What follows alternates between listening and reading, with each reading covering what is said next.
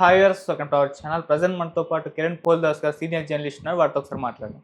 నమస్కారం సార్. నమస్తే ఆదిత్య. సార్, నిన్న గేమ్ చేంజర్ ఈవెంట్ జరిగింది. పవన్ కళ్యాణ్ గారు వచ్చారు, ఆయన స్పీచ్ ఇచ్చారు. అయితే ఆయన స్పీచ్ గురించిన రకరకాల ఊహాగానాలు సోషల్ మీడియాలో జరుగుతూ ఉన్నాయి సార్. అంటే ఆయన కాస్త అల్లు అర్జున్ గారిని విమర్శించారని చెప్పేసి మాట్లాడుకుంటున్నారు. రేవంత్ రెడ్డి గారికి అగ్నిస్ట్ గా మాట్లాడని కూడా మాట్లాడుతున్నారు. అంటే పర్టికులర్ గా మూలాలు మర్చిపోకూడదు, రామ్ చరణ్ మర్చిపోలేదని చెప్పేసి కూడా ఆయన మాట్లాడారు. ఇది అల్లు అర్జున్ గారిని ఉద్దేశించేనా అన్న ఒక చర్చ అయితే జరుగుతుంది సార్. మీ opinion sir entire Pawan Kalyan గారి స్పీచ్ పైన? ఎంటైర్ పవన్ కళ్యాణ్ గారి స్పీచ్ చూస్తే చాలా చాలా చక్కగా మాట్లాడారు. అంటే ఇంతకు ముందు అసలు సినిమా ఆడియో ఫంక్షన్లకు వచ్చి నాకు మాట్లాడడం అంటే కష్టం, నా వల్ల కాదు అని సిగ్గుపడే ఒక పవన్ కళ్యాణ్ గారు ఇవాళ మైక్ ఇవ్వంగానే 47 నిమిషాల పాటు మాట్లాడాడు. సో ఎంత ట్రాన్స్ఫర్మేషన్ వచ్చింది చూడండి. అనర్గళంగా ఏకబికిన మాట్లాడాడు. సో మాట్లాడుతూ అనేక అంశాలు టచ్ చేశాడు. ఆయన స్పీచెస్ నాకెందుకు ఆదిత్య అనిపిస్తుంది, ఆయన స్పీచెస్ని మనం ఒక వ్యక్తిత్వ వికాస పాఠాలుగా ఇట్లా పెట్టాలేమో అనిపిస్తుంది ఒక్క సందర్భంలో. నాకు అంత చక్కగా చెప్పారు. ఆయన చూడండి, మీరు అన్నారు అల్లు అర్జున్ గారిని మనం టార్గెట్ చేశారా అంటే టార్గెట్ అని కాదు, కానీ వాస్తవం చెప్పారు అనుకోవాలి. అది ఏ హీరోకైనా వర్తిస్తుంది, ఏ రంగంలో వాళ్ళకైనా వర్తిస్తుంది. అంతే కదా. ఇవాళ మీరు ఇక్కడి నుంచి ఒక ఛానల్ పెట్టే స్థాయికి వెళ్ళిపోయారు అనుకోండి, ఒక శాటిలైట్ ఛానల్ పెట్టారనుకోండి. ఒకప్పుడు నేను రెడ్ టీవీలో పనిచేశానని మాట్లాడుకుంటారుగా. నేను ఇవాళ ఇక్కడ దాకా వచ్చినా కానీ నా మూలాలు నేను మర్చిపోను. నేను నెల్లూరు సిటీ కేబుల్లో పనిచేశాను, నాకు అవకాశం ఇచ్చింది నెల్లూరు సిటీ కేబుల్ అనుకుంటా. హైదరాబాద్ సిటీ కేబుల్లో పనిచేశాను. నేను ఇంకా చెప్పాలంటే నేను ఈటీవీఎన్గా చెప్పుకోవడానికి గర్వపడతా. Okay, yes, I am ETVian. ETV product. నేను ఈ సమాజానికి గొప్పగా నేను పరిచయం అయింది ఈటీవీ ద్వారా పరిచయం అయినా. మొత్తం సిటీ కేబుల్స్ అంటే స్థానికం కదా. అవును. ఒక రకంగా గ్లోబల్ లెవెల్లో మనం పరిచయం అయ్యామంటే ఈటీవీలో. ఐఎమ్ ఈటీవీఎన్ అని చెప్పుకోవడానికి నేను చాలా గర్వపడతా. అలా మన మూలాలను ఎప్పుడు గుర్తు చేసుకుంటున్నారు, అప్పుడే కదా మనమేంటో తెలుస్తుంది.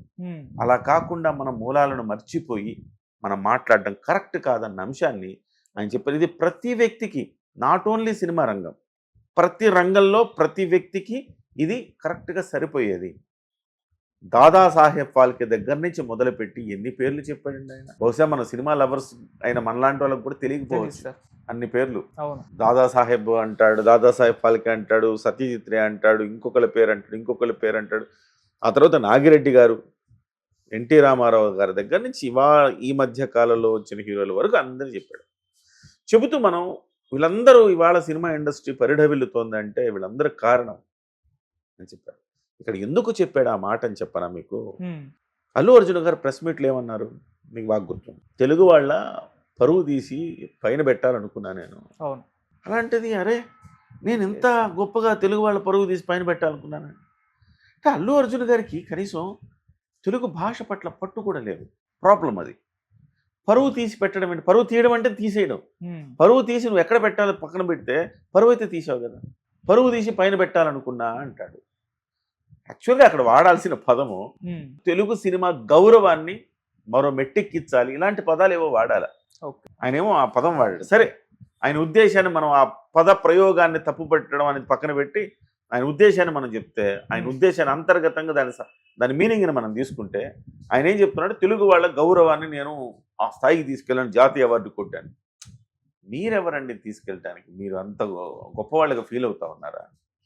ఎంతోమంది అద్భుతమైన నటిను, ఒక ఎస్వి రంగారావు కంటే గొప్ప నటుల అనర్గళంగా ఒక డైలాగు, ఒక 4-5 పేజీల డైలాగు అనర్గళంగా చెప్పగలుగుతారు. S V Rangarao, N T Ramarao, Kiran Nageswararao. వాళ్ళ తెలుగు సినిమా రంగం ఉందంటే వీళ్ళు కదండి. సో ఈ అంశాన్ని పవన్ కళ్యాణ్ గారు గుర్తు చేశారు.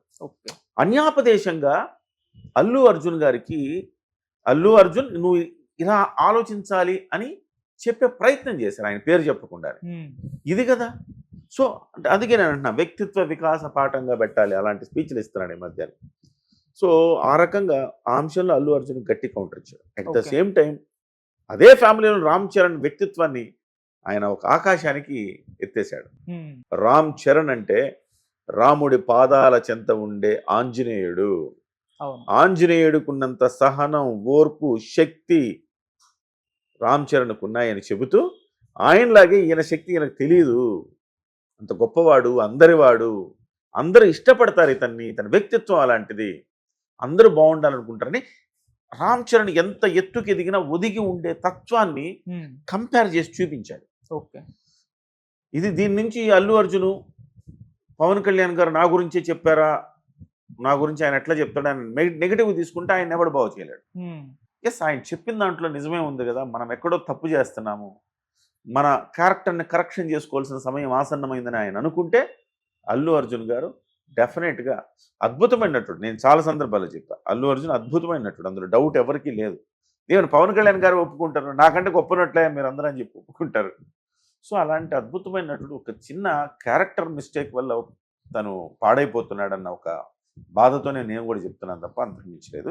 అల్లు అర్జున్ గారికి అయితే గట్టిగానే ఈ హత్తుకు అంటే తాకు ఉంటుంది, హృదయానికి తాకు ఉంటుంది. అది నెగిటివ్గా తాకించుకుంటాడా, పాజిటివ్గా తాకించుకుంటాడా, ఆయన ఆలోచించే విధానాన్ని బట్టి ఉంటుంది.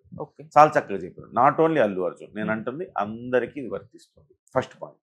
Okay sir. రెండోది, ఆయన సినిమా ఇండస్ట్రీకి సంబంధించి జగన్మోహన్ రెడ్డి గారికి మళ్ళీ ఒక్కసారి వేశాడు, గట్టిగా దించాడు. జగన్మోహన్ రెడ్డి గారు వంగి వంగి దండాలు పెట్టించుకున్నాడు. అలాంటి సంస్కృతి కూటమి ప్రభుత్వంలో లేదు. నిజం చెప్పాలంటే ఇవాళ తెలంగాణ ప్రభుత్వం కంటే ఆంధ్రప్రదేశ్ ప్రభుత్వమే సినిమా రంగానికి ఊతమిస్తోంది అని కూడా చెప్పుకోవాలి మనం. సో అలాంటి సిచ్యువేషన్కి నేను తీసుకురాను. అసలు హీరోలు ఎందుకయ్యా రావాలి? హీరోలు కాకుండా దర్శకులు, నిర్మాత వస్తే సరిపోద్ది కదా, టికెట్ రేట్ హైక్ చేస్తాం కదా, మీరు ఎందుకు రావటం అని ఒక మాట అన్నాడు. వాస్తవానికి అందులో ఆయన అన్నాడు, కానీ వాస్తవానికి ఇప్పుడు హీరో మోసే సినిమాలు ఇవన్నీ, దర్శకుడు మోసే సినిమాలు కాదు ఇవి. ఒక రాజమౌళి దర్శకుడు మోస్తాడు. ఇవాళ శంకర్ ఉన్నా కానీ ఈవెన్ రాజమౌళి చేసినంత, రాజమౌళి, సుకుమారు, శంకర్ గారు కూడా ఈ తీస్తే మిగతా వాళ్ళందరూ కూడా హీరోలే మోసే సినిమాలు. ఇప్పుడు హీరోల రెమ్యునరేషన్ అంతంత ఎందుకు ఎక్కువ? హీరోని చూసే కదా మన సినిమాకి వెళ్తాం. వాళ్ళ గేమ్ చేంజర్కి వెళ్తున్నది శంకర్ని చూసి కాదు, హీరోని చూసే వెళ్తాం. సో ఆ రకంగా హీరో సెంట్రిక్గా మారిపోయినందుకు ఇవాళ హీరో కూడా వెళ్ళాల్సి వస్తుంది. కానీ వాస్తవానికి ఆయన చెప్పింది కరెక్ట్. హీరోలకి ఏం సంబంధం? నిర్మాత వచ్చి మాట్లాడుకుని వెళ్ళిపోవాలా, అది ఆ అంశాన్ని చెప్పాడు. అక్కడ జగన్మోహన్ రెడ్డి గట్టి కౌంటర్ ఇచ్చాడు. మూడో అంశము టికెట్ ధరల పెంపుకు సంబంధించిన అంశం చాలా లాజికల్గా చెప్పాడు. మీరు అందరూ అనుకుంటున్నారు, నిజంగా అపోహ కదా, ఎవరు చెప్పలా ఈ అంశాన్ని, ఏ ప్రభుత్వం చెప్పలే ఇప్పటివరకు. రూపాయి పెంచితే ఆ రూపాయల 18 పైసలు ప్రభుత్వానికి వస్తుంది. టికెట్ ధరలు పెంచడం ప్రభుత్వానికి ఆదాయం వస్తుంది. ఆదాయం వస్తేనే కదా మీకు మేము మౌలిక సదుపాయాలు కల్పించగలము. ప్రభుత్వానికి కూడా ఆదాయం వస్తుంది, నిర్మాతకు ఆదాయం వస్తుంది, హీరోకి ఆదాయం వస్తుంది. కాబట్టి ఒకళ్ళే బాగుపడేది ఏం లేదు, ఇందులో ప్రభుత్వానికి కూడా ఆదాయం వస్తుందని చెబుతూ హాలీవుడ్ రేంజ్కి మనం ఎదగాలి అనుకున్నప్పుడు ఈ రకంగా ఖర్చు పెట్టాల్సి వస్తుంది, తప్పదు. డిమాండ్ అండ్ సప్లై అనే అంశాన్ని చెప్తూ శంకర్ గారి సినిమాకి తాను ఏ రకంగా బ్లాక్ టికెట్ కొనుక్కొని వెళ్ళింది సందర్భాన్ని గుర్తు చేసుకున్నారు. ఈ రకంగా టికెట్ పెంపు ఈ మధ్య ఎవరో 2-3 అంటా ఉన్నారు, సిపిఐ రామకృష్ణ లాంటి వాళ్ళు, వీళ్ళందరూ కూడా టికెట్ ధరలు పెంచడాన్ని తీవ్రంగా వ్యతిరేకిస్తున్నామని చెప్తున్నారు. మరి పుష్ప 2 అప్పుడు మాట్లాడలేదు, వీళ్ళంతా ఇప్పుడు మాట్లాడుతున్నారు. సరే, ఈవెందో దానికి సంబంధించిన లాజికల్గా సమాధానం చెప్పాడు, అదొకటి అంశాన్ని. సో ఇట్లా ప్రతి అంశం కూడా, ఇంకోటి సినిమా వాళ్ళకు కూడా చెప్పాడు. ఊరికే మీరు టాలీవుడ్, బాలీవుడ్, మాలీవుడ్, శాండల్వుడ్, అది కర్ణాటక, ఇలా అనుకోవడం కాదయ్యా. హాలీవుడ్ని చూసి, పులిని చూసి నక్కవాతలు పెట్టుకున్నట్టుగా మన అస్తిత్వం ఇండియన్ సినిమా. ఇది ప్లీజ్ ఇండియన్ సినిమా అనండి. ఆయన దేశభక్తి కనపడింది అక్కడ, ఇండియన్ సినిమా అనండి అని చెప్తూ దాన్ని కూడా ఆయన ఆ అంశాన్ని కూడా తప్పుపట్టాడు. వాస్తవానికి టాలీవుడ్, మాలీవుడ్ ఏంటిది, ఆ వుడ్ని మాత్రమే తీసుకున్నాం. హాలీవుడ్లో ఉండే టెక్నాలజీని, ఆ టెక్నీషియన్ని, ఆ కథల్ని, ఆ తీసే విధానాన్ని, ఆ స్క్రీన్ ప్లేని మీరు ఎందుకు తీసుకోవట్లేదు అనే అంశాన్ని కూడా ప్రశ్నించాడు. ఇండస్ట్రీ కూడా ఒకసారి ఆలోచించాల్సిన అవసరం. ఇట్లా ఆల్మోస్ట్ ఆదిత్య అన్ని అంశాలు కూడా కూలంకషంగా ఆయన డిస్కస్ చేశాడు. మీరు అన్నట్టు తెలంగాణ ప్రభుత్వాన్ని ఎక్కడ ఆయన ఇబ్బంది పెట్టే మాట కానీ ప్రయత్నం కానీ ఎక్కడ చేసినట్టు నాకు కనపడలా. ఓవరాల్గా సినిమాని ఎత్తాడు. సినిమా అద్భుతంగా ఉంది, ఈ సినిమా మెసేజ్ ఓరియంటెడ్ సినిమా అని చెబుతూ సినిమాని చేశాడు. ఎస్పెషల్లీ మళ్ళీ రంగస్థలంలో రామ్ చరణ్ గురించి అంతటి ప్రేమను వ్యక్తం చేశాడు. ఇవాళ మళ్ళీ అదే ప్రేమను వ్యక్తం చేశాడు. బంధాలు, అనుబంధాలు అంటే చిరంజీవి లేకపోతే మేమంతా ఎక్కడ? ఇవాళ మీరు ఓజీ ఓజీ ఓజీ అంటుంటే ఓజీ ఓజీ అన్న, డిప్యూటీ సీఎం అన్న, సీఎం అన్న, పవన్ కళ్యాణ్ అన్న, రామ్ చరణ్ అన్న, గ్లోబల్ స్టార్ అన్న, ఇవన్నీ కూడా ఆద్యుడు మూలం చిరంజీవి గారే, ఆయన అవును. లేకపోతే మేము ఎక్కడ ఉన్నాం అన్నాడు. అంతే కదా. హ్మ్. ఇవాళ అది కూడా అల్లు అర్జున్కి తాకుంటదిగా. Right sir. ఆయన ఏమంటాడు, నేను అందరూ హీరోలకి ఫ్యాన్స్ ఉంటారు, నేను ఫ్యాన్స్ చూసి హీరో అన్నాడు. హ్మ్. సో ఫ్యాన్స్ చూసి కాదు కదా హీరో అయింది. బహుశా ఆయన చెప్పడంలో క్లియర్గా పదప్రయోగం కరెక్ట్గా లేదేమో కానీ చిరంజీవి ఫ్యాన్స్ చూసి ఆయన హీరో అయి ఉంటాడు అనుకోవాలి మనం. అవును. అంతే కదా. అంతే సార్. సో ఆ రకంగా అల్లు అర్జున్కి ఇది ఒక గుణపాఠం లాంటి ఒక మంచి మెసేజ్ ఓరియంటెడ్ స్పీచ్ లాగా సాగింది. ఓకే. డెఫినెట్గా గేమ్ చేంజర్ సినిమాని మీరు సూపర్ డూపర్ హిట్ చేయండి అని సినిమాలో ఉన్న అంశాలను 2-3 అంశాలను ప్రస్తావించి ఒక ఫుల్ మీల్స్ లాంటి స్పీచ్ ఇచ్చారు ఆయన. హీరోలు తనను తాను తగ్గించుకున్నవాడు హెచ్చింపబడతాడన్న సూక్తిని ఎప్పుడు ఆయన పాటిస్తూ ఉంటాడు. హ్మ్. తెలుగులో చెప్తే ఎంత ఎదిగినా ఒదిగి ఉండాలని. ఉండాలి. అవును. దీన్ని పాటిస్తాడు ఆయన ఎప్పుడు. చెప్తూ ఈ స్పీచ్లో కూడా చెప్తూ నాకంటే గొప్ప నటులు ప్రభాస్ గారు కానివ్వండి, వీళ్ళు కానీ మహేష్ కానీ వీళ్ళందరూ నాకంటే గొప్ప నటులు, నాకంత చేయడం రాదబ్బా అంటాడు సింపుల్గా. హార్స్ రైడింగ్ కూడా నాకు రాదబ్బా, రాదు. రామ్ చరణ్కి బాగొచ్చు హార్స్ రైడింగ్ అని గుర్తు చేసుకున్నాడు. హ్మ్. ఇది ఆదిత్య మీరు ఇక్కడ మనం గమనించాల్సింది. ఇంత సింప్లిసిటీ ఉంటే చూడండి. హ్మ్. ఎవడైనా ఒక పావల తెలిస్తే రూపాయి ప్రచారం చేసుకుంటాడు.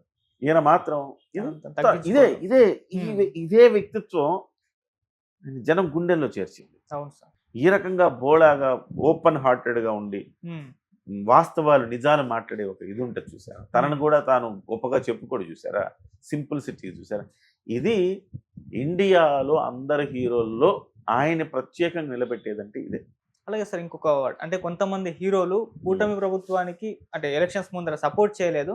అయినా మేము వాళ్ళ మీద వివక్ష ఇప్పుడు చూపించలేదు. ఆయన సినిమా ఇండస్ట్రీని రాజకీయాలకి ఆపాదించి కూడా మేము చూడాలనుకోవట్లేదు అన్న పాయింట్ కూడా ఆయన చెప్పారు. అన్నాడు. సో ఇక్కడ కొంతమంది హీరోలు అన్న దాంట్లో అల్లు అర్జున్ గారి పేరు అయితే వినిపిస్తుంది. ఇంకొంతమంది ఎవరు అందరిని తీసుకోవాలి ఆదిత్య, కొంతమంది ఎందుకు? కొంతమంది అంటే అందులో అల్లు అర్జున్ మాత్రమే ఎందుకు, అందరిని తీసుకోవాలి.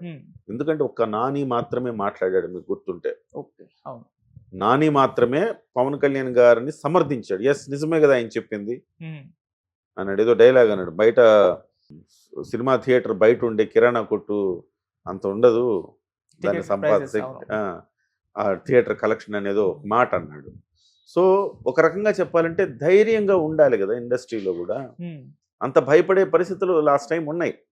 ఎవరు మాట్లాడలేదు, అయినా కానీ నేను దాని గురించి వర్రీ అవ్వను అని లోపల ఎక్కడో ఉందేమో ఆయనకు అనిపించింది. వీళ్ళ గురించి నేను ఇంత మాట్లాడుతున్నాను కదా, ఒక సినిమా కష్టం వచ్చినప్పుడు మీరు మాట్లాడాలి కదా, ఇది కరెక్ట్ కాదని చెప్పాలి కదా. సినిమా ఇండస్ట్రీలో ఎవరో ఒకళ్ళు పెద్దరికం తీసుకొని మాట్లాడాలి కదా. ఇండస్ట్రీలో ఎవరికి వారే యమునా తీరే అవడం ఏంటి అనే ఒక బాధ ఎక్కడో ఉంది ఆయనకి. ఓకే. వాళ్ళ అన్నయ్య గారిని పెద్దగా సినిమా పెద్దగా అంటే ఒప్పుకోలేదు, ఒక వర్గం ఒప్పుకోలేదు. ఒక వర్గం ఆయన ఏంటి మాకు పెద్ద అనే తత్వంలో బిహేవ్ చేశారు. ఆయనకు మనసు గాయపడి నేను సినిమా పెద్దగా ఉండాల్సిన అవసరం లేదు, బిడ్డగా ఉంటానని చెప్పేశారు చిరంజీవి గారు. ఇవాళ సినిమా పెద్ద లేని లోటు కనపడుతోంది. ఇలాంటివి వచ్చినప్పుడు ఎవరో ఒకళ్ళు మాట్లాడాలిగా. ఇప్పుడు కూడా చూడండి, ఏకతాటి మీద సినిమా రంగం ఉందా? లేదు. ఇష్టానుసారం కమర్షియల్ అయిపోయింది. అల్లు అర్జున్తో సినిమా తీయాలి, అల్లు అర్జున్ జాతీయ స్థాయి ఉత్తమ నటుడు అయ్యాడు కాబట్టి ఆయన ఏదో ఒక రోజు డేట్లు ఇస్తాడు, మనకు సినిమాకి మనం తీసుకోవచ్చని నిర్మాతలు, మనం డైరెక్ట్ చేయొచ్చని దర్శకులు, మనం ఆయనతో నటించవచ్చు అని హీరోలు హీరోయిన్లు వరుసగట్టారు మనం. కానీ వాస్తవం ఏంటి, మీరు సినిమా పెద్ద ఉండుంటే సినిమా పెద్ద ఎవరైనా కూర్చొని డిస్కస్ చేసేవాళ్ళు, ఎట్లా ఈ ఇష్యూస్ సార్ట్అవుట్ చేయాలి. అల్లు అర్జున్ పిలిచి మందలించి ఇట్లా కాదు కదయ్యా నువ్వు చేయాల్సింది, వెంటనే అరవింద్ గారు మీరు వెళ్ళి అది చేయండి ఇది చేయండి. ఒక సిస్టమ్ లేదు కదా. ఆ సిస్టమ్ లేని ఒక లోటుని ఇప్పుడు తెలుస్తూ ఉంది. అది అదే అంశాన్ని ఆయన నర్మగర్భంగా అన్నాడు. ఆయన ఆ మాట అన్నాడంటే ఆయన మనసులో బాధ ఉందనే. ఆ రోజు ఎవడు ముందుకు రాలేకపోతే 10 రూపాయలు 20 రూపాయలు పెట్టి ఎంఆర్ వాళ్ళు తమ్మించారంటే టికెట్లు. ఎంత దౌర్భాగ్యం అండి, ఎంత శాడిజం జగన్మోహన్ రెడ్డి ఆ రోజు. శాడిస్ట్ లాగా బిహేవ్ చేసి అతను చేశాడు. కానీ ఒక్కడు ప్రశ్నించలేదే. ఎఫ్డిసి చైర్మన్గా ఉన్నాడు మెంటల్ కృష్ణ, ఎవరు పోసాని కృష్ణ, వాడు మాట్లాడలేదు. ఆలీ ఉన్నాడు, ఆలీ మాట్లాడలేదు. ప్రభుత్వంలో ఉన్నారు కదా వాళ్ళు. ఆలీ అనేవాడు పవన్ కళ్యాణ్ గారు ఎంత విలువిస్తాడు ఆలీ అనేవాడికి, వాడు మాట్లాడలేదు. ఇతను పోసాని కృష్ణమూర్తి మాట్లాడలేదు, ఎవరు మాట్లాడలేదు. పెద్ద పెద్ద హీరోలు, దర్శకులు, సినిమా నిర్మాతలు, ఆ నలుగురు కూడా ఉన్నారు. ఆ నలుగురు అంటారు కదా నిర్మాతలు, వాళ్ళు ఎవరు మాట్లాడలేదు. సో ఈ పరిస్థితి వచ్చింది. సో మీలో మీరు కలిసికట్టుగా లేకపోతే ఇండస్ట్రీ ప్రభుత్వానికి లోకు అవుతుంది ఫస్ట్ థింగ్. రెండవ అంశం, సినిమాకు సంబంధించి అంశాలు ప్రభుత్వాలు కూడా ఆ విషయాల్లో జోక్యం చేసుకోకూడదు టూ మచ్గా ఉమ్. అనేది ఆయన చెప్పకనే చెప్పాడని చెప్పుకోవాలి. ఇందులో